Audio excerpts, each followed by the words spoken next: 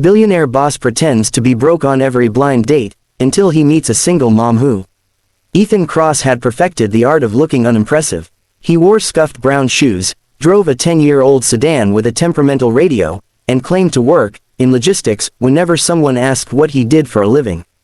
It wasn't technically a lie. Cross Holdings did have a logistics division, but it was vague enough to avoid follow-up questions. Ethan was a billionaire, on paper. In real life, he was a 38-year-old man who'd learned the hard way that money could be a magnet for the wrong kind of affection. His last serious relationship had ended the day his girlfriend found out he owned 3 penthouses in a private jet.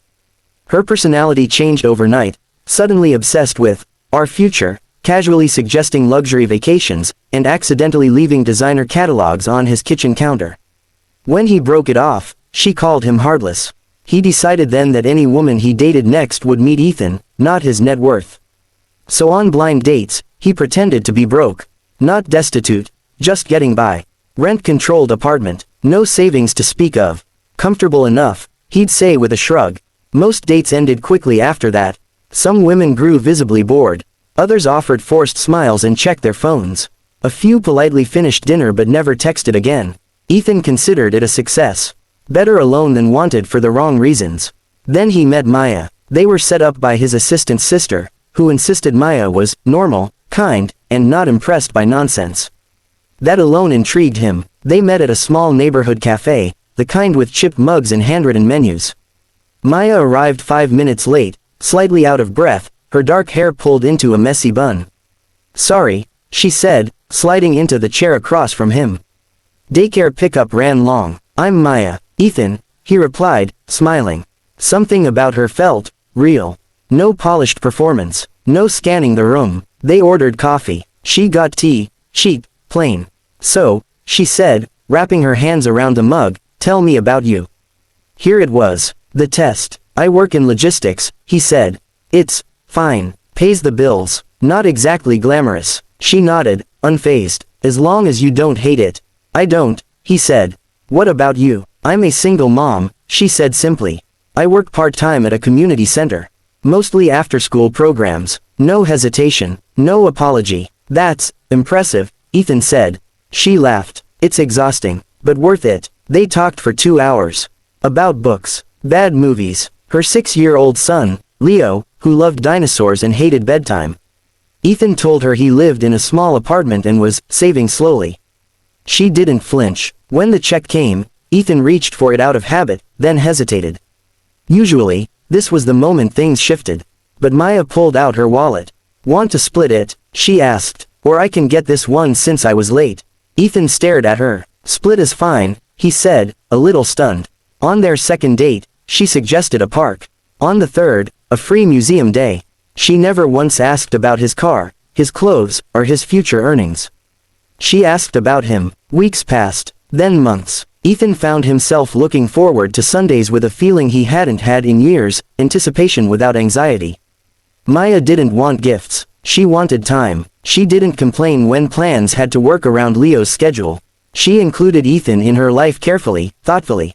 The first time he met Leo, the boy asked, "Do you like dinosaurs?" "Yes," Ethan said seriously. "Especially the ones with armor." Leo grinned. "You can come again." Ethan walked back to his car that day feeling something dangerously close to happiness. And guilt. Because Maya thought he was broke, she knew he budgeted carefully. She insisted on alternating who paid for groceries when they cooked together.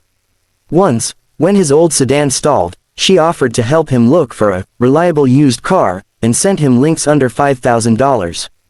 That night, Ethan lay awake in his luxury penthouse, unused, lights off, staring at the ceiling. He wasn't lying to manipulate her. He'd started this way to protect himself.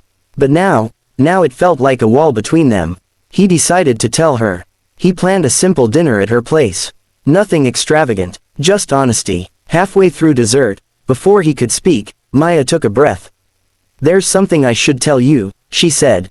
Ethan's heart jumped. "Me too." She looked nervous. "I've been offered a full-time position at the center.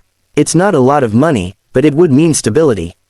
I was worried you might think, I don't know, that I'm settling." Ethan laughed softly, relief washing over him.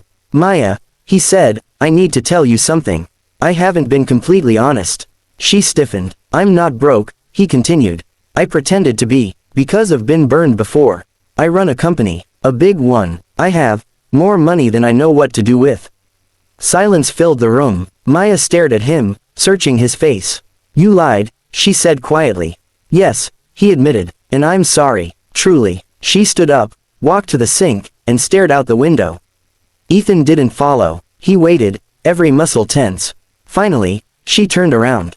You know what hurts, she said, not that you're rich, that you didn't trust me enough to tell me. I trust you now, he said. With everything. She studied him for a long moment. Then she sighed. Next time, she said, don't decide who I am before I get the chance to show you. I won't, he said. She smiled, small but genuine. Good, because Leo already told his teacher you're his, almost family. Ethan felt his chest tighten. For the first time in his life, his money felt irrelevant. And that was worth more than every billion he'd ever made.